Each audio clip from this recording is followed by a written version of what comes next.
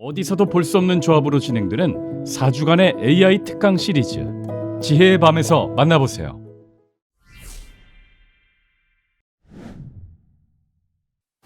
예, 그러면 빠르고 정확하게 시장 정리 한번 해보도록 하죠. IBK투자증권 박근영 부장과 함께합니다. 어서 오십시오. 네, 안녕하세요. 네, 안녕하세요. 먼저 시장 전반적인 흐름은 어땠는지부터 한번 정리를 싹 해주시겠어요? 네, 코스피는 한 16포인트 정도 하락 출발을 했습니다. 외국인들은 코스닥과 선물 매수 출발했고요. 기관은 양시장 현물 매수와 선물 매도로 출발했습니다. 미국의 3월 CPI가 하락세를 보이긴 했지만 오히려 경기 침체 우려가 부각되면서 시장은 하락 출발했다 볼 수 있는데 2차전지 관련주의 시초가 부분의 추가 하락 속에서 제약바이오라든지 엔터 그리고 손보사 중심의 강세가 시작됐습니다. 사진을 먼저 첫 번째 사진 띄워주시면 3월에 헤드라인 CPI나 코어 CPI 관련된 부분인데요.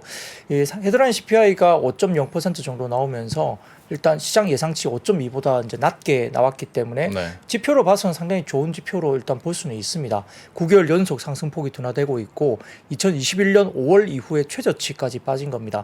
다만 근원 CPI가 5.6% 상승하면서 재차 반등을 줬기 때문에 그러하고요. 주거비 항목이 전년 동월 대비 기준으로 1982년 이후에 최고치인 8.2% 상승한 데에 기인합니다. 그럼에도 불구하고 전월 대비 증가율로 보면 쉘터가 2월 0.79에서 3월 0.66%로 상승에 그쳤고요. 2022년 11월 이후에 최저치로 빠지고 있는 모습이 보입니다. 그중에 렌트가 2월에 0.71%에서 3월에 0.45% 상승함 그치면서 2022년 3월 이후 최저치니까 좀 빠진다는 느낌을 좀 받을 수 있는 이런 부분도 충분히 있었습니다. 예. 다음 사진 보여주시면은 슈퍼코어 CPI인데요. 파월 의장이 선호하는 겁니다. 주거비 제외 근원 서비스 CPI인데요. 전월 대비 증가율이 0.5%에서 0.4%로 둔화되면서 슈퍼코어 CPI도 일단 빠지는 모습이 보인다는 점도 조금 위안을 삼을 수 있습니다. 다음 사진 보여주시면은 물가 하락 주도 항목인데요. 이 보시면은 여기서 이제 파랗게 보이는 게 23년 3월이고요. 네. 그다음에 이 약간 붉게 보이는 부분들이 22년 이제 초기 관련된 부분이거든요. 여기 보면 확실히 파랗게 보이는 게 어디가 많이 빠집니까? 가솔린, 퓨어 오일, 그다음에 유즈카, 중고차, 메디컬 케어 뭐 등등 이런 것들이 빠지고 있거든요. 그래서 에너지와 중고차 주거비가 핵심이었는데 주거비 제외한 에너지와 중고차 가격 하락이 역시 역기저 효과를 견인한 것으로 보이기 때문에 물가 하락 주도 항목은 이 부분이 있었다 볼 수 있습니다. 간단하게 이렇게 정리 드렸고요. 그래서 이제 장 초반 2,530포인트 정도 수준까지 하락하던 코스피가 외국인의 선물 매수세와 기관의 현물 매수세에 힘입어서 낙폭이 축소되기 시작했는데 10시 전후로 해서 장 초반 급락세를 보였던 2차 전지주들이 낙폭을 축소하면서 수급이 집중됐습니다. 특히 장중에 마이너스 11% 가까운 하락세를 보였던 에코프로가 장중 플러스 5%대까지 막 급반등이 나오기 시작했습니다. 10시 50분은 지나면서 주가지수 선물이 장중 고점을 돌파하면서 코스피는 플러스 전환이 되기 시작했고요. 그 다음에 코스닥도 보합 수준까지 회복했습니다. 오후 1시를 지나면서 주가지수 선물도 주춤하면서 시장 소강 상태로 들어갔는데 반등을 주도했던 2차 전지주도 재차 다소 좀 하락세로 전환했고요. 코스피는 뭐 외국인 순매도, 기관 순매수 속에서 2,550선에서 제한된 어떤 등락 반복이 계속됐습니다. 외국인들은 전기전자와 비금속 광물, 의약품 매수가 들어갔고 전기전자는 5일 연속 외국인 순매수가 들어오고 있습니다.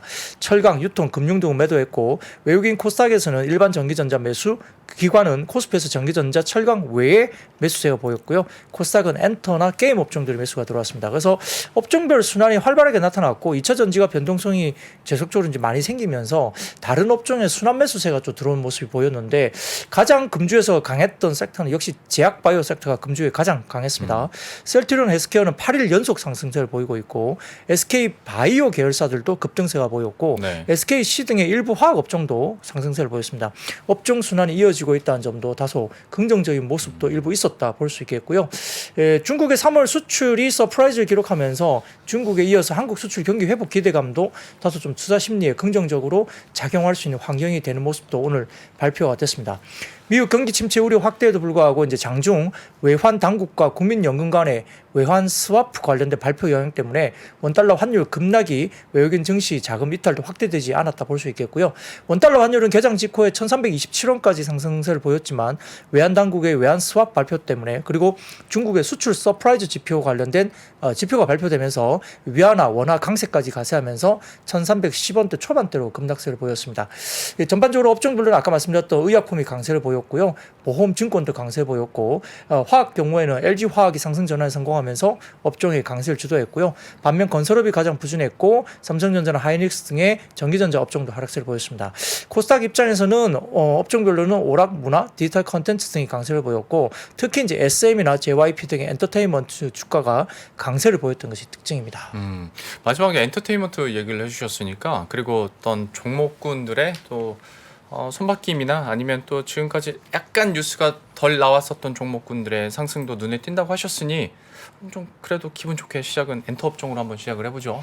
네, 좀 가벼운 마음으로 엔터 먼저 하겠습니다. 사실 이제 지금 긴축 뭐 여러 가지 이슈가 있지만은 아마 장정적으로는 좀 금리 인상 기조로 이제 가기에는 좀 쉽지 않다. 그래서 뭐 한 번 정도 더 인상할 가능성은 지금 조금 얘기가 되고 있지만 네. 금리 인상에 대한 중단 기대감이 일단 적절한 의견이 나오고 있습니다. 그래서 경기 침체 우려가 부각되면서 다소 좀 경기에 덜 민감하거나 아니면은 성장성이 그 사이에서 또 나올 수 있는 섹터가 뭔가에 대한 부분이 결국 이제 그 가운데 수익에 어느 정도 양호한 부분이 보여지는 부분들이 엔터 쪽을 네. 볼 수 있는데 경기가 좀 안 좋다고 우리가 우려는 하고 있지만 사실은 엔터 업종에 대한 지갑은 계속 열리고 있죠. 팬덤이 굉장히 좋고요. 네. 그다음에 해외 쪽에서의 K 컨텐츠 관련된 수요는 아직까지 견조하다 볼 수 있습니다. 최근에 K-팝 가수들이 연이어서 이제 미국 빌보드 차트에서 좋은 성적을 거두고 있는데 심리적으로도 긍정적일 수밖에 없죠. 하이브 소속의 BTS 멤버 지민 같은 경우는 솔로 앨범 Like Crazy가 K-팝 솔로 가수 최초로 미국 빌보드 메인 핫 100에서 1위를 차지했고요. 그 외에도 뭐 BTS 멤버들의 솔로 활동이 계속 이어지고 있고 뭐 다른 업체의 남성 그룹 콘서트 모객 규모도 계속 증가하고 있습니다. K-팝 걸그룹의 50/50의 큐피드도 3주 연속 올라와 있다 볼 수 있겠고 최근에 이제 지난 11일 트와이스의 미니 앨범 12집 그 레드 투 비 이게 15일자 빌보드 200에서 46위를 차지했었고요. 그룹 TXT 2x2가 일단 지난 1월에 발매한 미니 5집 이름의 장 템테이션이 이번 주 빌보드 200 차트에서 78위까지 차지했습니다. 전체적으로 굉장히 좀 핫하다고 볼 수 있겠고요. JYP는 올해 하반기에 한국 남자, 중국 남자 그리고 미국 여자 등 총 3팀이 데뷔하기 때문에 신인 그룹 데뷔가 상당히 많다고 볼 수 있습니다. 이제 JYP 같은 경우는 리퍼블릭 레코드와 함께 미국 걸그룹 A2K 프로젝트를 준비 중인데 4분기에 데뷔할 거라서 상당히 모멘텀을 갖고 있고요. 예. K-팝의 캐스팅, 트레이딩 프로그램과 2차 판권을 통한 수익화 등이 접목되어서 가파른 시너지가 나올 걸로 지금 시장에는 기대하고 있는 것 같습니다. 아마 일각에서는 이게 흥행을 하면 아마 그룹당 매출 5천억 정도 이상도 가능할 것으로 시장은 분석을 하고 있는 리포트가 네. 나오고 있습니다. 하나증권은 최근에 리포트를 통해서 이제 기존 아티스트를 믿기 힘든 수준의 앨범 판매 성장에 더해서 올해 이제 역대 최고의 10개의 신인 그룹들이 이제 데뷔하면서 기대감이 증폭된다 볼 수 있습니다. 왜냐하면 기존 뭐 멤버들도 상당히 그룹들이 잘 하고 있는데 새로운 신인 그룹들의 성장이 굉장히 빠르다는 거죠. 옛날에 이제 뭐 하나가 히트치기 위한 그룹들의 시간이 뭐 5년 이렇게 걸렸다면은 네. 최근에 1년 사이에도 바로 히트가 나오는 그런 부분이기 때문에 상당히 빨라지고 있습니다. 그래서 SM, JYP, YG뿐만 아니라 뭐 BTS 군입대도 시작되지만 하이브조차 사상 최대였던 작년과 비슷한 수준의 실적이 또 나오고 있기 때문에 BTS의 어떤 군입대 관련된 부분들이 사실 불식되고 있는 모습이 보인다 볼 수 있겠고요. 특히 이제 올해 2분기 같은 경우는 SM과 JYP, YG가 분기 기준 사상 최대 실적이 나올 수 있다라고 지금 시장에서 분석되고 있어서 아마 4대 기획사 합산 영업이익이 1,800억 가까이 이야기되고 있습니다. 그래서 아마 전년비 27% 정도 증가할 것으로 되고 있기 때문에 역시 사상 최대 실적이 4대 기획사 합산 영업이 나올 거다 보고 있는 상태입니다. 그렇기 때문에 상당히 기획사와 관련된 부분들이 지금 최근에 주목을 다시 받기 시작한다 보인 것 같고요. 아울러서 이제 뭐 결국 이제 신인 그룹들의 앨범 판매량이 1년 내에 100만 장 돌파하고 있다는 점인데 4대 기획사 기준 10개 팀이 대기하고 있고 YG가 한 개 팀을 제외한다면 모두 3팀씩 데뷔를 합니다. 그러니까 YG가 다소 이제 신인 그룹의 어떤 모멘텀이 좀 약하고요. 네. 다른 이제 4사 중에 3사는 모두 3팀씩 데뷔하기 때문에 상당히 모멘텀이 크다는 거죠. 그래서 하이브 같은 경우도 뭐 아까 말씀드렸던 유니버셜 뮤직과 합작해서 데뷔하는 하이브 그룹이 있고 JYP의 미국 걸그룹이 이제 있기 때문에 이제 주목을 특히 이제 두 사가 받고 있는데 5월과 6월 내에 언론이나 플랫폼을 통해서 외부로 구체화될 거로 보고 있어서 아마 아까 말씀드렸던 흥행을 한다면 그룹당 최대 예상 매출액이 5천억에서 7천억까지 영업이익은 플러스 500억 내외에 아마 기여가 될 것이라고 하나증권에서도 분석을 했습니다. 이 차트를 하나 띄워주시면은 엔터사별 연간 평균 앨범 판매 개수인데요. 이 보시면은 하이브가 역시 많죠. 상당히 많고요.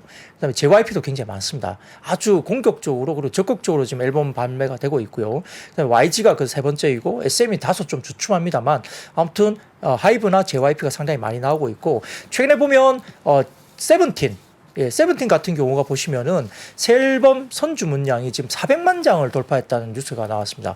세븐틴 같은 경우는 소속사가 플레디스고 아마 하이브가 85% 지분을 갖고 있기 때문에 역시 하이브가 굉장히 주목을 받을 수밖에 없죠.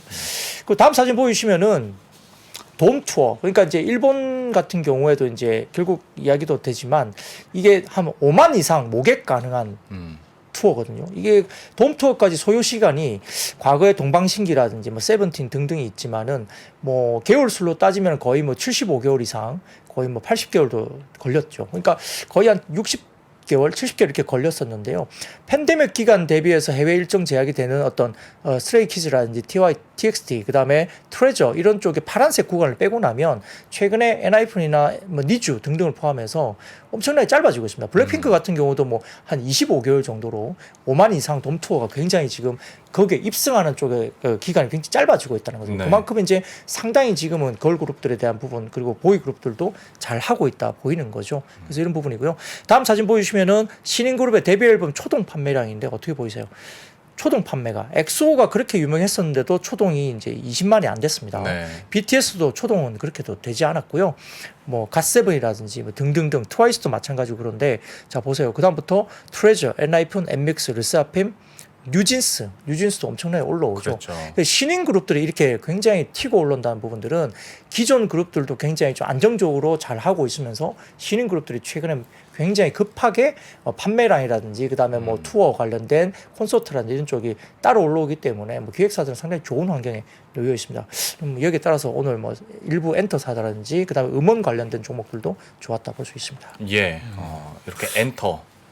아무래도 올해가 전년 대비 매출이 증가할 수 있는 요인이 글로벌 공연들이 엄청 많기 때문에 네. 그 전년 대비 그런 매출 상승이 많이 기여를 할 거라고 보고 있습니다. 그러니까 해외 투어를 못했을 때도 의외로 선방을 잘 했었고 여기에다가 이제 투어까지 재개가 된다면 추가적인 이익 상승이 기대가 되니까 또 가장 첫 번째로 엔터주를 꼽아주셨는데 어떤 뭐 경기와 그리고 지금의 어떤 실적 방어 측면에서 있을 때 비슷한 맥락에서 웹툰 준비하신 것 같아요. 웹툰 관련주도 한번 체크를 해주시겠어요? 네, 뭐 디지털 뭐 미디어 쪽도 상당히 좋았기 때문에요. 컨텐츠 쪽이 역시나 오늘 뭐 두각을 나타냈는데 역시 현대차증권에서 뭐 오늘 리포트가 나온 걸로 보면은 역시 이제 글로벌 애니메이션 시장은 키워드가 디즈니, 그 다음에 넷플릭스, 그리고 일본 시장 이렇게 볼 수 있고 미국도 상당히 큰 뭐 양대 시장으로 볼 수 있습니다. 글로벌 애니메이션 시장은 이제 작년 기준을 봤을 때 3,800억 달러 규모에 육박한 굉장히 빅마켓입니다. 그래서 연평균 성장이 5.2% 전망이 되고 있는데 근데 전반적으로 애니메이션 시장이 교육이나 헬스케어, 건축, 방산 이런 것들을 포함한 걸로 보기 때문에 우리가 관심사를 갖고 있는 미디어 엔터 부분의 애니메이션 시장만 따로 놓고 보면 아마 연평균 10% 전후의 성장이 계속되는 시장입니다. 그래서 뭐 영화를 장악하고 시리즈에도 탁월한 입지를 유지 중인 디즈니라든지 매년 애니메이션 투자액을 30% 이상 늘리면서 애니메이션 시리즈를 중심으로 시장 지배력을 계속적으로 높이고 있는 게 넷플릭스인 것 같고요. 네. 그다음에 이제 견고한 만화 컨텐츠 생태계를 갖고 있는 또 시장은 독보적인 시장이 일본 시장입니다. 그래서 글로벌 애니메이션 시장이 이제 미국과 일본이 양분하고 있고 미국의 디즈니 그다음에 유니버셜 픽처스 등이 이제 스튜디오에서 글로벌 애니메이션 영화 시장을 독식하고 있고요.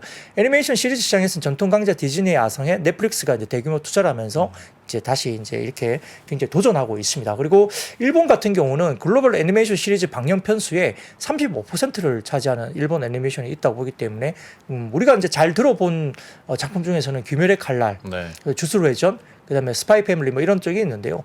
새로운 글로벌 히트 IP가 계속 공급되고 있는 쪽도 일본입니다. 그래서 이런 부분인데 또 중국이 최근에 이제 뭐 거대한 수요가 있지 않습니까? 중국 내부도. 그러다 보니까 애니메이션 영화에서는 자국 애니메이션 영화 비중이 60%를 훨씬 넘는다고 합니다. 중국 내에서 말입니다. 그리고 이제 4대 OTT 사업자들의 경우에도 오리지널 시리즈 투자를 강화하고 있어서 중국 시장도 부각이 되고 있습니다. 한국 애니메이션 시장은 6천억 정도 내외로 규모가 다소 상대적으로 좀 작습니다만 아마 국내 제작사 같은 경우는 그러다 보니까 해외 판권 수출이나 라이센싱 강화로 핵심은 경쟁력을 키우고 있다 볼 수 있습니다. 그래서 2003년에 뽀로로 우리가 이제 기억을 하고 있는데 여기부터 네. 시작해서 2010년대에는 라바 그러면 슈퍼윙스 그리고 이번 2020년 들어오면서 캐치 티니핑까지 이제 다수의 글로벌 캐릭터 키워냈고 미니 특공대까지 최근에 굉장히 삼지엔터도 이제 두각을 나타냈죠. 이제 국산 애니메이션 시리즈나 영화의 90% 이상이 이제 유아용 청소년용 컨텐츠이기 때문에 국내 같은 경우는 다소 좀 성인용 컨텐츠는 조금 아쉬운 부분이 있지만 근데 2020년부터 웹툰 원작이나 애니메이션 제작이 급증하고 있기 때문에 아마 독특한 소재나 성인용 컨텐츠도 다소 좀 확대되는 분위기입니다. 그래서 이런 부분에서 아마 최근에 이제 삼지엔터의 뭐 티니핑의 SMG 뭐 삼지엔터 이런 부분이 중국에서 연착륙하고 있고 일본에 이제 공중파까지 진출하고 있어서 굉장히 좀 기대감이 있었던 거고요. 그리고 이제 최근에 성인용 컨텐츠를 포함해서 다수의 넷플릭스 오리지널 공급 경험을 보유하고 있는 애니메이션 관련된 주가 스튜디오 미르거든요. 이쪽도 좀 주목을 받고 있는 상황입니다. 그래서 사진을 먼저 띄워주시면 그와 관련해서 키움증권의 자료를 좀 가져와 봤는데 국내 웹툰 산업 규모를 보면은 결국 산업 규모가 계속 커지고 있는 상황입니다. 뭐 60에서 50% 정도 산업 규모가 최근에 성장폭이 더 커지고 있는 부분이고요.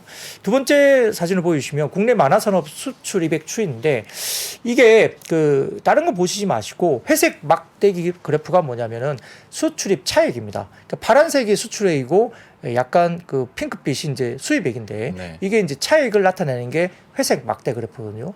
이 수출이 더 많아지고 있는 거죠. 그래서 굉장히 성장을 하고 있고 많이 하고 있다 보이는 거고요.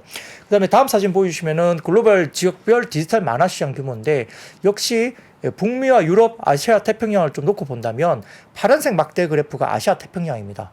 월등하게 아시아 태평양의 만화 시장이 상대 디지털 만화 시장이 엄청나게 성장을 하고 있는 걸 보입니다. 그래서 디지털 만화, 디지털 쪽의 컨텐츠 쪽이 상당히 성장을 하고 있어서 이쪽의 성장이 이제 우리나라가 끌고 간다 볼 수 있는 상황이고요. 그다음 사진 보시면은 디지털 만화 시장 규모 성장률인데 역시 시장 규모가 디지털 만화 시장이 굉장히 커지고 있는 모습이 보이고 있습니다. 그래서 이쪽을 잘해야 되는 겁니다. 그래서 출판 만화보다는 디지털 만화 쪽으로 가야 된다 보는 거고요. 마지막 사진을 보여주시면 웹툰 신규 작품이나 플랫폼 독점 공개 작품 추이인데 결국 이제 신규 작품 수가 이제 분홍색으로 보이는 막대인데요. 여기에서 보면 신규 작품 수가 2020년에 약간 주춤했지만 21년부터 굉장히 또 빠르게 올라오고 있는 모습이 보이고 있고 오른쪽 보시면은 웹툰 작가 현황인데 웹툰의 작가 현황도 상당히 많이 수가 늘어나고 있다. 이렇게 보고 있으면서 최근에 뭐 히트 친 아주 스타 작가들이 많이 나오고 있지 않습니까? 네. 그래서 그런 부분들도 국내 웹툰 작가 수도 굉장히 좀 이렇게 왕성하게 좀 형성이 되면서 상당히 좀 수출 부분도 상당히 좋아지고 있는 모습도 보이고 있다. 이런 부분도 볼 수 있겠습니다. 참 보여주신 자료들이 투자를 하고 싶게끔 만드는 그런 자료들인 것 같습니다. 쫙 한번 정리를 해봤고요. 이어서 역시 오늘 장에서도 계속 버텨주면서 시장을 끌어올려주고 있었던 제약바이오 본격적으로 얘기를 해보겠습니다. 여기는 어땠습니까? 네, 뭐 DB 금융투자에서 오늘 리포트가 나왔습니다. 하반기로 갈수록 제약바이오 섹터 내 펀더멘털이 개선될 소지가 많다라고 이제 코멘트를 했고요. 특히 이제 그 중에서 삼성바이오로직스의 4공장 가동률이 안정화되는 부분 그리고 5공장 모멘텀도 내년에 있습니다. 그리고 국내 휴미라 바이오시밀러 제품의 어떤 미국 출시라든지 유한양의 레이저 티닙의 1차 치료제를 확대 가능성 가시화 모멘텀이라든지 녹십자 IVIG에 대한 미국 그 FDA의 BLA 재신청에 대한 이슈가 모멘텀이 있다라고 이야기를 했고요. 역시 이제 이 부분에서 아울러서 작년에 이제 금리 인상으로 자금 조달 이슈가 많았던 섹터이기 때문에 투자 리스크가 당연히 많을 수밖에 없는데 시장 금리가 다소 이제 하락 추세대로 기대감이 있기 때문에 금리형 상품의 매력도도 조금 낮아지면서 일단 개인 자금 투입도 아마 코스닥 관련된 제약바이오 헬스케어 쪽에 조금 유입이 될 가능성이 있지 않느냐 이게 조심스럽게 코멘트를 했습니다. 다만 이제 사진을 좀 보여주시면은 제약바이오 관련된 섹터의 주가지수 추이인데 역시 최근에 말씀드린 겁니다. 코스피 코스닥 주가 추이가 위쪽에 이제 두 개 선이 보이시죠? 네. 근데 결국 이제 코스피 의약품이 이제 약간 옅은 회색 그리고 약간 짙은 회색의 코스닥 제약인데 역시 이제 코스피 코스닥을 못 따라간 겁니다. 수익률이 그렇습니다. 그러다 보니까 코스피 코스닥 전체 시가총액 대비 제약바이오 헬스케어의 시가총액이 거의 바닥권까지 최근에 떨어졌었고, 그러다 보니까 이제 약간 바닥론에 대한 이슈가 좀 있었습니다. 근데 아까 말씀드렸던 몇 가지 모멘텀들이 지금 나오기 시작하면서 제약바이오가 금주에는 상당히 제일 좋은 퍼포먼스를 나타낸 섹터 중에 하나로 보입니다. 두 번째 차트를 보여주시면은 지난달 한 달간 제약바이오 기관 외국인 순매수 추인데 이 약간 짙은 색의 녹색인가요? 이 짙은 녹색을 보시면은 이 제약바이오 쪽에 기관들의 매수가 확실히 많이 올라왔죠. 예. 그리고 옅은 회색 보시면은 외국인들도 많이 이제 튀어오르기 시작한 겁니다. 일부에서는 이 외국인들이 이제 사기 시작하는 부분들은 최근에 제약바이오 섹터가 올라오니까 쇼커버가 외국인들이 좀 들어온다는 분석도 일부 나온 적이 있어서 아무튼 기관이 먼저 사주고 외국인들이 다시 이제 따라오는 모습이 보이고 있기 때문에 이런 부분에서 이제 제약바이오 관련된 기관 외국인 수급도 일단 좀 들어오는 모습이 보인다 이렇게 볼 수 있겠고요. 키움증권에서는 제약바이오 섹터 주가 급등의 주요 요인이 금리 인상 사이클 종료 기대감과 순환매 수급 등의 일부 외부 요인도 있었다고 키움증권은 좀 약간 다른 시각에서 오늘 분석 자료를 냈습니다. 그래서 다소 좀 최근에 주가들이 좀 제약바이오 쪽이 좀 올라왔기 때문에 키움증권에서는 단기적으로는 약간 과열 양상도 있다라고 오늘 이야기를 했거든요. 그래서 약간 경계를 했습니다만 중순에 임상 발표라든지 승인, 학회 등의 다양하고 풍부한 이벤트가 대기 중에 있기 때문에 약간 조정이 나온다 하더라도 폭과 깊이가 좀 길지는 않을 것 같다라는 키움증권의 보고서가 있었어요. 그래서 네. 나오는데 그 외에도 지금 하나 키움증권에서 재밌는 차트가 하나 있어서 갖고 와봤는데요. 띄워주시면은 월별 코스닥 제약지수 수익률이거든요. 근데 그때마다 월에 무슨 뭐 학회나 뭔가 뭐 여러 가지가 많습니다. 네. 근데 이제 이 차트 보면 이 2018년, 19년, 20년, 21년, 22년, 23년 이렇게 막대 그래프로 그때 월에 수익률들을 내놨는데요. 이렇게 네모나게 쳐진 부분들이 AACR, 이번에 4월 달에 나오는 AACR이거든요. 암학회. 네. 그때가 사실은 제일 2018년, 19년, 20년 월별로 봤을 때 그때가 제일 수익률이 다들 플러스권이었어요. 확률적으로도 예. 뭐 예를 들어서 뭐 JP모건 헬스케어 때는 어떤 한 해는 굉장히 좋았다가 다른 한 해는 수익률이 안 좋았잖아요. 네. 그 다른 쪽도 보시더라도 들쑥날쑥 했고 그나마 이제 연말로 가면은 어떤 부분에서 약간 좀 좋은 수익률이 나왔던 여러 가지 모멘텀이 있었는데 역시나 보면 AACR 관련된 쪽에 그때가 그래도 빠지는 게 거의 안 보였던 월이었죠. 네. 그러니까 지금 4월달에 지금 이번에 AACR이 이루어지고 있습니다. 그래서 이런 부분들이 아마 최근에 좀 강세를 보이는 어떤 뭐 계절적인 모멘텀, 어떤 학회 모멘텀 이런 것들이 역사적으로 그때가 그래도 제일 견조했다. 상승폭으로 보더라도 그렇고 빠지는 해가 별로 없었다는 겁니다. 이때가. 그래서 이런 분석도 좀 재미있어서 한번 가져와봤고요. 거기다가 지금 계속 이야기 어제도 됐지만 원숭이 두창 이야기가 또 나왔습니다. 네. 그래서 9번째 환자가 국내에서 또 발생했기 때문에 방역 당국이 국내에서 지금 위기 경보 수준을 관심에서 주의 단계로 격상했다 이야기 나오면서 일부 이제 관련된 원숭이 두창 관련된 모멘텀을 가진 테마주들도 제약바이오 쪽에서 좀 움직였다 볼 수 있는 상황이고요. 특히 이제 SK바이오사이언스 같은 경우는 좀 호재가 하나 나왔었습니다. 스카이코비원의 부스샷 임상 3상 결과 중화 항체가 유의미하게 높게 나왔다고 전날 장 마감 후에 공시가 되면서 오늘 주목을 받았습니다. 그래서 이런 부분들이 SK바이오사이언스 관련된 단독 어떤 모멘텀으로 다소 좀 주목을 받았던 점에서는 제약바이오 헬스케어가 전반적으로 좀 이런 모멘텀이 있었고요. 마지막으로 제약바이오 관련해서는 다음 사진을 보여주시면 이 한양증권에서 나온 리포트 발췌인데요. 상위 6개사 파이프라인 현황입니다. 한미약품, 유한양행, 대웅제약, 녹십자, 종군당, 동아ST인데 이게 파이프라인이 상반기하고 하반기를 나누어서 이렇게 어떤 회사가 어떤 파이프라인의 모멘텀이 일정이 있느냐를 이제 정리해 놓은 표거든요. 네. 이 보시면은 상반기는 확실히 그 한미약품에 몰려 있습니다. 그러네요. 예, 종군 단독 좀 예. 있긴 하지만 상반기에는 한미약품 쪽에 파이프라인 관련된 일정들이 몰려 있거든요. 예. 그러다 보니까 이제 한미약품 쪽이 상당히 좀 주목을 최근에 받는 거고요. 하반기에는 유한양이 좀 많은 것 같아요. 그죠? 예. 그래서 유한양이 요즘에 레포트가 한 번씩 나옵니다. 네. 그래서 이런 어떤 시기적인 모멘텀도 이렇게 상위 6개 제약사의 파이프라인 일정을 좀 참고하는 것도 관련된 투자에 좀 도움이 될 것 같습니다. 파이프라인 일정에 따라서도 한번 종목 선별이 가능하겠다라는 표까지 저희가 한번 코멘트를 들어봤습니다. 제약바이오에 대해서는 추가적인 상승 저희 계속 응원하는 마음으로 기대해 보도록 하겠고요.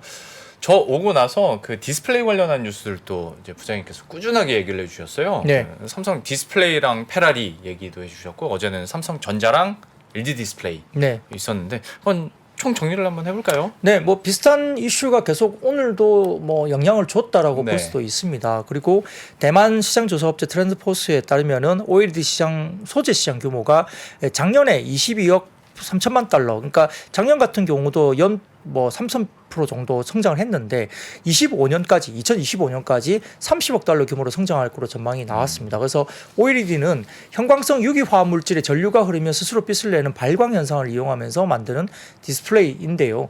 여기에 투입되는 유기물 소재가 OLED 패널 제작 비용의 약 23%까지 굉장히 높은 비용을 차지합니다. 핵심 재료이기 때문에 역시 이제 OLED 같은 경우는 스마트폰 시장을 넘어서 대면적화되니까 네. 노트북이나 태블릿 PC, 자동차 전장 쪽에 새로운 어플리케이션의 침투가 된다 볼 수 있는데 역시 이제 최근에 말했던 슈퍼카 업체 페라리에 삼성 디스플레이가 OLED 공급하는 뭐 이야기를 말씀드렸었고요. 관련해서도 이야기가 계속 나왔고 24년에는 이제 아이패드 쪽에 들어간다 이야기 나왔고 맥북도 가능성이 그 뒤에 있습니다. 그래서 시장 조사 기관 업체 옴디아에 따르면은 올해 차량용 OLED 패널 출하량도 매출이 2억 7천만 달러로 전년 대비 38.6% 성장할 것 전망하고 있고 시장 점유율은 LG 디스플레이가 65.9% 1위고요. 삼성 디스플레이가 34.1% 2위를 차지하면서 국내 업체들에 관련된 부분들이 이제 두각을 나타낼 수 있는데 다만 이제 오늘 이슈가 하나 있었던 게 LG 디스플레이 관련된 이슈가 나왔습니다. 중국 관영 언론에서 시진핑 주석이 LG 디스플레이 공장을 방문했다라는 공식 보도가 나왔거든요. 그래서 이것도 좀 주목을 받았고요. 더군다나 이제 어제 제가 말씀드렸던 삼성전자와 LG 디스플레이의 대형 WOLED 패널 공급 협상 재개 소식이 알려지면서 오늘도 역시 이게 이제 영향을 또다시 미쳤습니다. 이게 이제 가정이 된다면 아마 내년에 삼성 전체 TV 출하량의 8%를 아마 OLED TV로 구성이 가능하다는 분석이 나왔는데요. 24년 기준 글로벌 OLED TV 보급률이 5% 정도로 추정이 되는데 삼성전자가 WOLED를 채택하면서 TV 출하를 하게 된다면 보급률은 2000년에 아마 1.8%, 24년에는 한 4.7% 거의 한 5% 가까이로 전망이 되고 있고요. 24년 글로벌 OLED TV 출하량이 38% 정도 증가하면서 1000만 대까지 올라올 걸로 보입니다. 사실은 LG 디스플레이 같은 경우는 작년에 600만 대 정도밖에 안 했기 때문에 네. 테파가 1000만 대 정도 수준이니까 가동률이 낮아져 있는 거고 그러다 보니까 여기서 적자가 날 수밖에 없죠. 상당히 힘든 국면입니다. 그래서 이 가동률 상승에 따른 수익성 개선 요인을 찾을 수밖에 없는데 삼성이 사가면 굉장히 그게 올라온다는 거죠. 그래서 그렇죠. 1000만 대까지 이제 가동률을 올릴 수 있는 어떤 국면으로 가니까 LG 입장에서 상당히 좀 이게 필요한 상황이고요. 최근에 LG전자에서 1조 원 정도의 수혜를 또 받았지 않습니까? 돈을 이렇게 차입을 했습니다. 그러다 보니까 이 정도로 이제 어느 정도 재무적인 어떤 이슈가 있었는데 기존 협상에서 어려움이 있긴 하지만은 또 삼성전자 입장에서는 가전에서 약간 부진한 모습을 보였기 때문에 이 부분을 절실하게 또 그 OLED 관련해서 TV를 또 내면서 약간 타겟책을 갈 수 있다 기대감이 있는 것 같습니다. 그래서 약간 이렇게 되다 보면 아마 LG 디스플레이 역시 이렇게 만약에 삼성이 좀 가져가게 되면 재무 현금률이 좋아지면서 LG 디스플레이 역시 뭐 또다시 이제 OLED 관련된 투자에 대한 기대감이 좀 있을 수 있다 이렇게 분석이 됩니다. 그러다 보니까 오늘도 LG 디스플레이가 상당히 좋았고요. 그다음에 이녹스 첨단 소재나 P&H 테크나 덕산 네록스 등도 상승을 보였다 볼 수 있습니다. 예, 뉴스가 많이 나오고 있는 만큼 그 흐름들도 계속 저희가 지켜보도록 하죠. OLED도 살펴봤고 이제 많은 분들이 궁금해하실 LC전자 전장 사업 관련한 소식들도 있었고 현대차가 진짜 20만 원 회복할까라는 궁금증도 많이 있으실 것 같습니다. 자동차 쪽 한번 봐주시겠어요?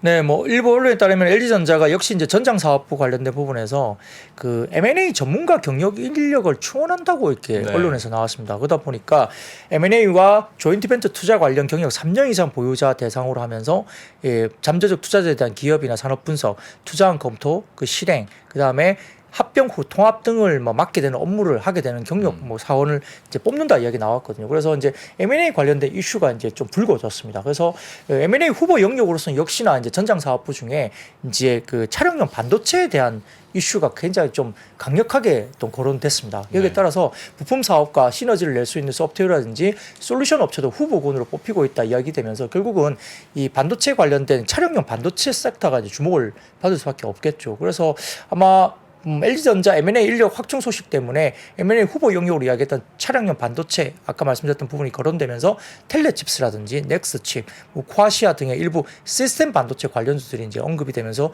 주가가 좀 좋았고요.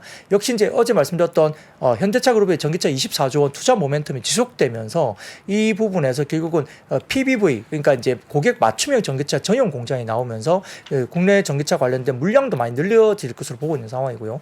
여기에 따라서 이제 충전 네트워크 같이 이야기되면서 고속 충전 인프라 구축 이런 부분도 이야기됐고요. 그래서 아마 일부 자동차 부품주들이 뭐 KB 오토시스라든지 세아 메카닉스나 글로벌 SM, S맥, 경창산업, 피에스텍 이런 종목도 좋았고 충전기 산업에 대한 디스플레이텍이나 원익 P&E, 그다음에 웰바이오텍 이런 충전기 사업 관련된 쪽도 오늘까지도 괜찮았다 볼 수 있습니다. 예, 이렇게 자동차 관련해서 여러분들 소식들 많이 궁금하셨을 텐데 한번 또 깔끔하게 정리를 해드렸고요. 최근 들어서 뉴스들 이렇게 전해주시는 것 보고 또 주가 오르는 것들 보면 경기는 많이 힘들어진다는데도 불구하고 경기 민감 업종들이 좀 상승하는 모습들, 그래서 철강, 기계도 얘기를 해주셨는데 네. 이번엔 조선도 좀 좋은 모습을 보였죠. 네, 메리츠증권에서 오늘 보고서가 나왔습니다. 7개월간 정체 이후에 최근에 오르기 시작했던 신조선가 지수, 이제 가격 지표죠.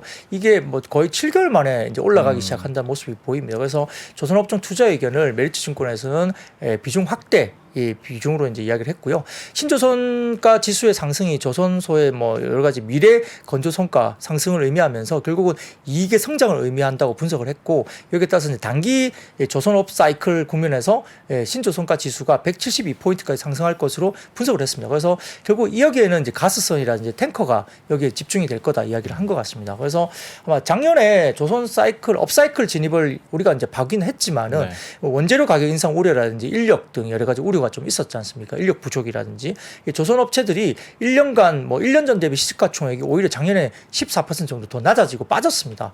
그래서 2021년과 22년 사이에 이어진 톤당 $900 상회하는 높은 후판 가격이 올해 이후에 뭐 집행될 예정 원가에 반영될 가능성이 높고, 그다음에 2022년에 하반기 인건비 관련 충당금을 이미 조선소들이 쌓았던 부분이기 때문에 비용 증가에 대한 우려보다는 오히려 이제부터는 상승 곡선에 대한 성과 지표가 좀 더 집중을 해야 될 뭐 모멘텀이 아니냐 이렇게 이제 분석 자료를 내긴 했고요.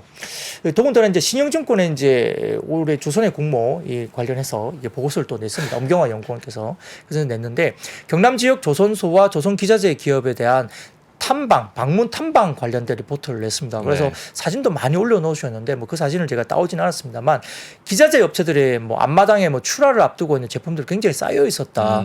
탐방에 코멘트를 냈고, 공장 안에도 뭐 실수 없이 제조 작업이 진행 중에 있었다라고 이제 탐방 관련된 코멘트를 냈습니다. 그래서 대우조선해양의 도크와 뭐 암벽에도 빈자리가 없고 뭐 이렇게 확인했다 이렇게 이야기를 했고요. 작년 상반기와는 건조 현장에서 확인한 차이가 있었다라고 이제 현장에 대한 코멘트를 사실은 썼는데 저도 같이 가본 건 아니어서 네. 어쨌든 엄경화 연구원이 그렇게 코멘트를 했다는 점 이 부분 말씀드리고요. 신한증권에서 한 가지 가져온 게 이제 다음 사진을 좀 띄워주시면 그겁니다. 신조선가 지수추인데 역시 굉장히 많이 올라가고 있거든요. 그래서 이 부분들도 결국 조선업종이 나쁠 이유가 없습니다. 그렇기 때문에 아마 이 부분에 대해서는 상당히 좀 좋을 수밖에 없고, 거기다가 이제 단기적인 어떤 개별 모멘텀이 이 한국조선해양의 자회사 현대사모중공업이 아프리카 소재 선사와 2,250억 규모의 공급 계약, 이게 원유 운반선 두 척입니다. 이 계약 공시 체결이 있었기 때문에 이 부분도 모멘텀으로 좀 개별적인 모멘텀 작용했다 볼 수 있습니다. 예. 아무래도 아까 경기 민감주 말씀하셨는데 네. 지금 경기 민감주가 다 오르는 게 아니라 산업재 쪽이 지금 오르고 그렇죠. 있거든요. 네. 근데 최근 유가 상승이 이런 상관관계가 높거든요, 산업재가. 맞아요. 그래서 산업재가 3일 연속 오르는 게 특히 이제 조선주도 그렇고 유가 상승과 좀 밀접한 관계가 그러게요. 있으면서 전 세계적으로 네. 그렇게 오르는 것 같아요. 그래서 그 경기 민감주 지금 화학주라든지 그런 것들 잘 안 오르는데 이 산업재는 이제 유가가 오르면서 같이 좀 올라간다. 그렇게 좀 참고하시면 될 것 같습니다. 유가와 함께 연동되는 이런 산업재 흐름들도 계속 지켜보시면 좋을 것 같고, 안 그래도 연초에 이 자리에서 조선의 국무와 그 조선업 전망과 전략들 많이 짜봤는데 직접 눈으로 확인하러 가셨군요. 이제 보고서도 한번 관심 있게 보시면 좋을 것 같습니다. 이어서 한때 참 핫했던 VR, MR, XR 관련해서, 근데 이게 살짝 시드느나 했다가 애플과 붙으면 또 핫해지는 거잖아요. 관련된 네. 소식도 좀 정리를 해주세요. 네, 사실 뭐 지금 확인된 바는 없습니다. 네. 설왕설래 하는데요. 뭐 애플 같은 경우는 6월에 세계 개발자 회의에서 하드웨어 개발 제품에 대한 MR 헤드셋 공개할 것이다 말은 나왔지만 대만의 애널리스트 고밍치에 따르면 그게 좀 늦춰질 거라고 이야기가 되고 있기 때문에 이게 정말 6월달에 나올지는 사실은 저희도 알 수 없습니다. 그래서 어떻게 나올지는 좀 모르겠습니다만 뭐 물량이 그렇게 많지 않을 걸로 보입니다. 애초에 연초에는 100만 대 정도 수준 이야기했다가 중간에 70만 대로 줄었다가 고밍치 애널리스트에 따르면 한 30만 대로 줄어들었거든요. 더군다나 지금 MR 이제 기기가 뭐 개당 뭐 한 300만 원, 400만 원 이렇게 이야기를 하니까 그걸 누가 사겠습니까? 아닙니까? 그러니까 이게 전문가용으로 이제 일부 올해 좀 나올 거다. 그래서 범용 제품은 올해는 안 될 것 같고 아마 내년 이후에나 아마 우리가 좀 느낄 수 있는 범용 제품이 좀 나올 수 있는 그게 있다라고 보는 것 같은데 예. 시장 조사 업체 카운터 포인트 리서치에 따르면은 지난해는 1,800만 대 수준이었습니다. 뭐 역시 이제 메타가 제일 많이 팔았겠죠, 비슷한 것들은. 근데 이제 글로벌 XR 헤드셋 출하량이 올해는 이제 3,600만 대까지 좀 올라온다는 거고요. 그다음에 2025년 1억 대를 돌파하면서 2030년까지는 10억 대까지 늘어날 것으로 전망을 했는데 사실 좀 가봐야 됩니다. 왜냐하면 이게 이제 헤드셋이 너무 커버리면 이게 좀 네. 불편하기 때문에 과연 얼마나 쓸까에 대한 부분도 있고 컨텐츠가 또 지원이 돼야만 이게 시장이 열리는 거고요. 다소 좀 글라스 형태로 이제 삼성전자가 한다고 이야기를 하는데 글라스 형태 최근에 끼고 계신 것처럼 안경 형태로 좀 되면 네. 다소 좀 가볍고 좀 편하게 쓸 수 있잖아요. 네. 그래서 이제 거기에 따라서 이제 기능이 또 어떻게 될지 또 가격이 우리가 좀 접근할 만한지 이것도 필요합니다. 그렇기 때문에 여러 가지 환경들을 좀 맞춰야 돼서 그런데요. 기대감은 어쨌든 있습니다. 왜냐하면 과거에 이제 PC가 이렇게 막 이렇게 가다가 네. PC가 포화가 되니까 스마트폰으로 일단 제조업체들이 이제 시장을 만들었고 스마트폰이 포화되니까 이제는 이제 이런 새로운 어떤 하드웨어 기기 쪽으로 제조업체들이 뭔가 변화를 줄 수밖에 없습니다. 왜냐하면 네. 스마트폰 시장이 포화됐기 때문에 그렇지 않으면 하드웨어 시장에서 성장을 할 수가 없거든요. 그러다 보니까 이제 새로운 성장을 만들기 위해서는 이런 여러 가지 XR, MR 기기 등을 할 수밖에 없어요. 그러니까 이거는 제조업체들의 니즈가 있다는 겁니다. 그래서 시장을 만들 건데 그 시점이 언제인가는 뭐 봐야 될 것 같습니다. 다만 다음 사진을 좀 띄워주시면 이게 그 애플의 MR 헤드셋 렌더링이거든요. 그리고 그 오른쪽에 나온 게 뭐냐면 재밌습니다. 애플링입니다. 애플링. 예. 이게 이제 스마트 기기하고 연동되는데요. 지금 특허 전문 업체 페이턴틀리 애플에 따르면은 애플이 미국 특허 상표청으로부터 애플링 특허를 취득한 것으로 전해졌습니다. 이 애플링은 MR 헤드셋의 더욱 원활한 이동을 위해서 만들어진 반지형 액세서리를 보이는데요. 이게 뭐 절대 반지인지도 모르겠습니다만 커서 또는 포인터와 같은 역할, 물체 이동이라든지 스크롤, 제어 설정 조정, 파일 또는 문서 열기, 메뉴 보기, 지침 실행 등의 역할을 담당할 것으로 알려지면서 이렇게 새로운 어떤 애플링이 나온다고 이야기되거든요. 그래서 아마 이거는 뭐 가능성이 있을 수도 있습니다. 네. 그렇기 때문에 어쨌든 새로운 어떤 하드웨어 기기가 좀 더 나오면서 아이디어들이 나오고 이 가능성에 대한 이슈들이 불거지면서 기대감이 형성되고 있는 상황이에요. 그러다 보니까 이게 정말 나올지는 모르겠으나 이런 이야기들이 나오면서 약간 테마적인 움직임에서 좀 관련된 종목들이 오늘 움직였다 볼 수 있겠고요. 이다 보니까 이제 사실 좀 엉뚱하게도 메타버스 관련주들 가상현실, 증강현실 이런 종목들이 엉뚱하게 움직였는데 사실 이거는 뭐 오늘 거의 뭐 테마성 네. 움직임이었다, 펀더멘탈 움직임이 아니었다 볼 수 있겠습니다. 근데 뭐 지금 스마트 헤링은 그냥 건강 체크해 주는 거잖아요. 근데 이렇게 커서 역할을 해주는 거 진짜로 나오면 저는 살 것 같아요. 네, 잘만 나오면. 애플과 관련된 소식이니까 한번 기대감 가지고, 다만 이거는 확정된 거 아니라는 점 알려드리고요. 2차 전지 해볼까요? 네, 조금 이제 어제 뭐 여러 가지 뭐 이슈들이 있어갖고 정말 우리가 뭐 뜨거운 논쟁이 있었지 그러게요. 않습니까? 이게 뭐 평가 밸류에이션 부분이 뭐 적절한 거냐, 뭐 잘못됐다 부분도 이야기들이 많이 나왔고요. 그래서 뭐 설랑설레했는데 뭐 그 부분은 오늘은 좀 차치를 하고요. 그 가운데 오늘 이제 좀 오늘도 여러 가지 혼조세로 아까 뭐 많이 빠졌다가 장중에 많이 오르기도 했다가 또 마이너스권으로 접어들었다가 이럴 수도 있지만 그 가운데에서 오늘은 이제 LG화학이 좀 눈에 들어왔습니다. 그래서 LG화학이 이제 사실 오늘 포스코 홀딩스 같은 경우도 교보증권에서 다소 좀 보수적인 리포트가 나왔기 때문에 네. 오늘도 역시 좀 보수적으로 이제 이야기되는 리포트가 나왔구나라고 저도 봤습니다.만 그 가운데서도 지금 이제 메리츠증권에서 LG화학을 굉장히 좋게 썼습니다. 그래서 이제 메리츠증권에서 나온 LG화학 이야기를 좀 드릴 건데요. 아마 1분기 그 영업이익이 한 5,800억 가까이 이제 추정이 되면서 부문별로 기초 소재 적자폭이 축소되고 그다음에 첨단 소재가 2,000억 이상 나오면서 양극재 부분이 한 1,500억 가까이 나온 것 같습니다. 그리고 LG 에너지솔루션 쪽 관련된 부분들이 6,332억 정도 잡혔고요. 특히 이제 양극재 부분에서 LG화학이 얼티밋 셀향 전략 납품을 하면서 전분기 대비 출하량이 63%나 전분기 대비 증가한다 봤고요. LG 에너지솔루션 같은 경우는 AMPC 혜택 관련된 반영과 더불어서 소형과 중대형 전지에 견고한 출하량으로 계속 이어지고 있기 때문에 이익에 기여한다라고 이제 평가를 했습니다. 그래서 1분기 이제 양극재 마진율은 8.9%까지 추정이 됐는데 이게 양극재 경제 기업들의 최근에 약간 좀 다소 아쉬운 실적 흐름 대비, 그러니까 뭐 절대 기준으로 상당히 높았지만 이 컨센서스 대비는 약간 낮게 나왔거든요. 네. 여기 흐름 대비해서 이 마진율이 8.9%는 다소 좀 높은 편이다라고 평가를 했고. 했고요.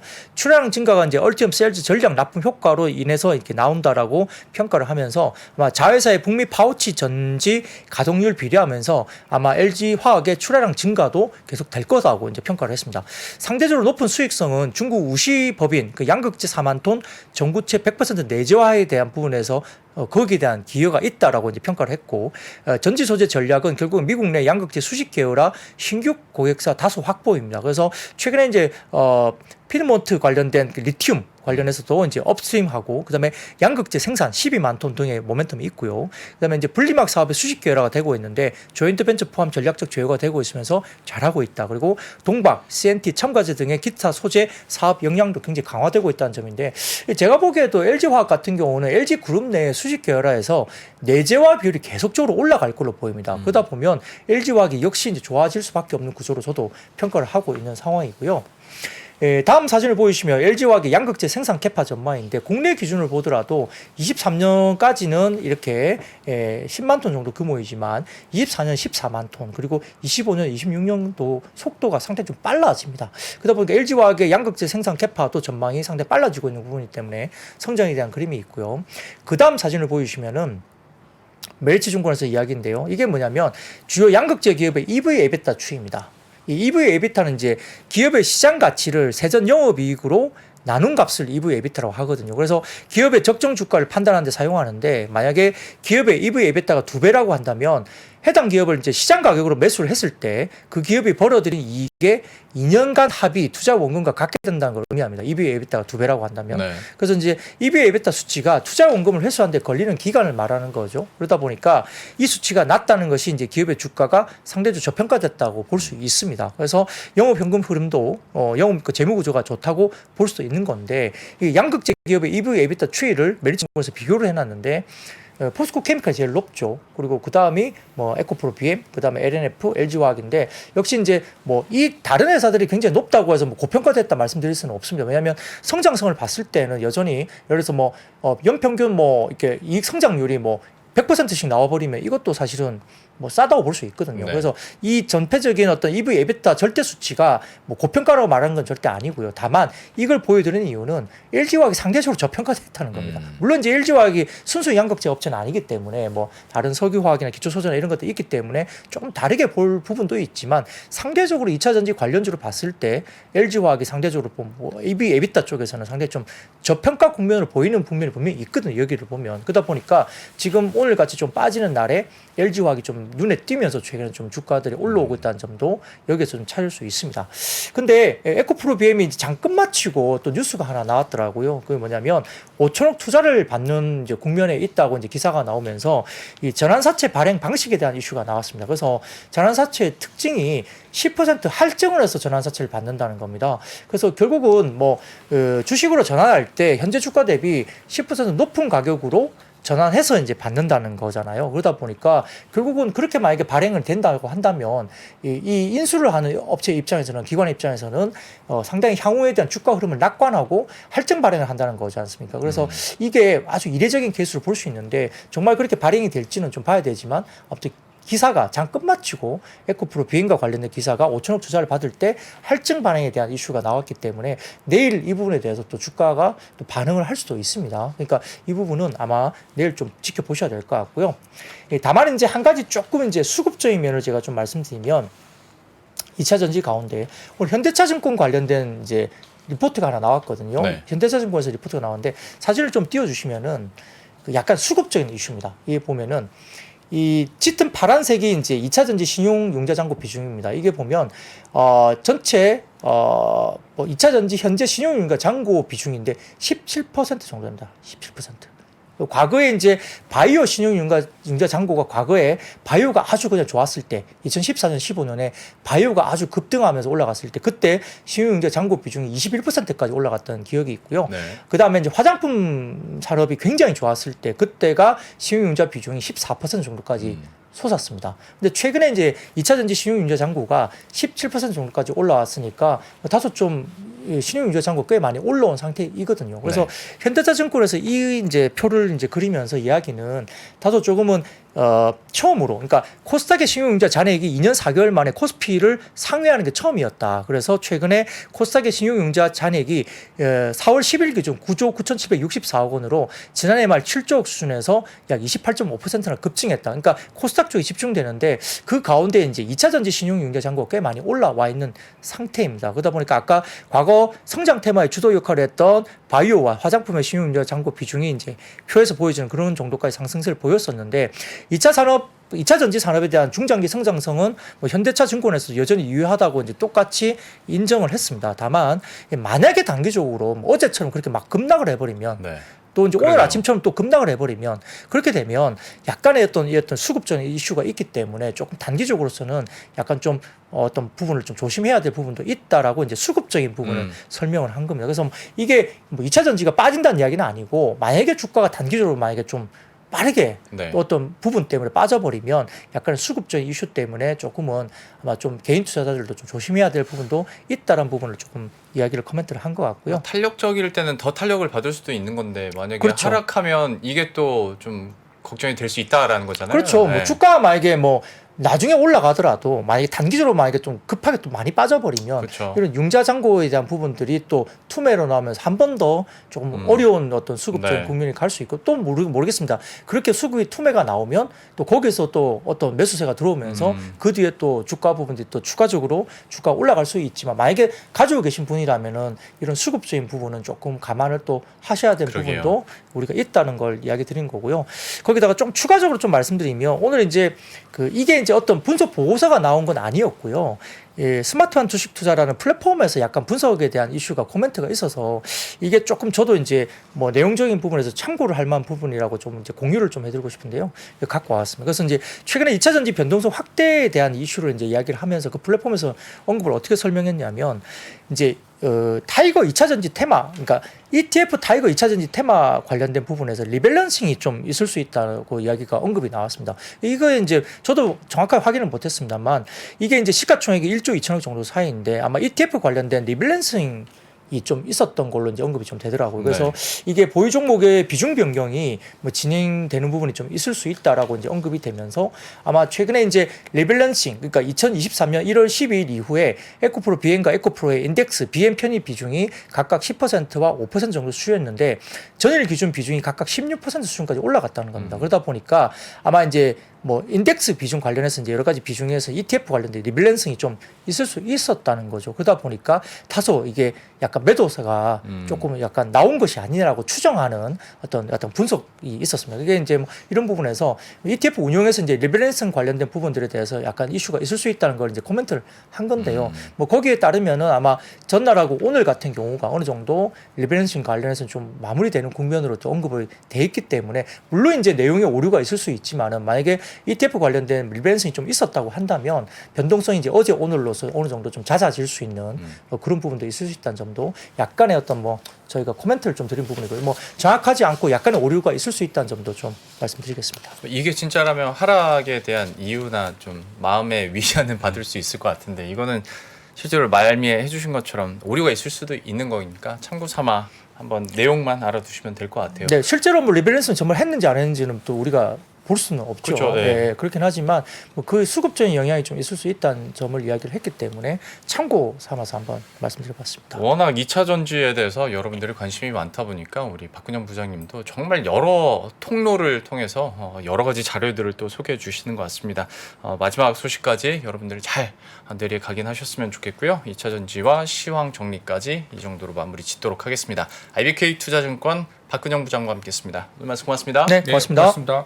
시간이 흘러도 변하지 않는 여러 가지 원칙과 사고 체계는 존재하거든요. 대가들의 사고 체계, 투자 기법이 아니라 생각의 방법. 그런 거를 분해를 해서 재구성을 해서 하나의 어떤 틀로 조합을 하는 과정이 필요한 것 같다. 라쿤 자산운용 홍진채 대표의 거인의 어깨 19년간 초과 수익을 달성한 그가 어떻게 주식 대가들의 투자법을 활용했는지 이 책에서 최초로 공개합니다. 대가들의 검증된 투자법을 여러분의 눈으로 직접 확인하시죠.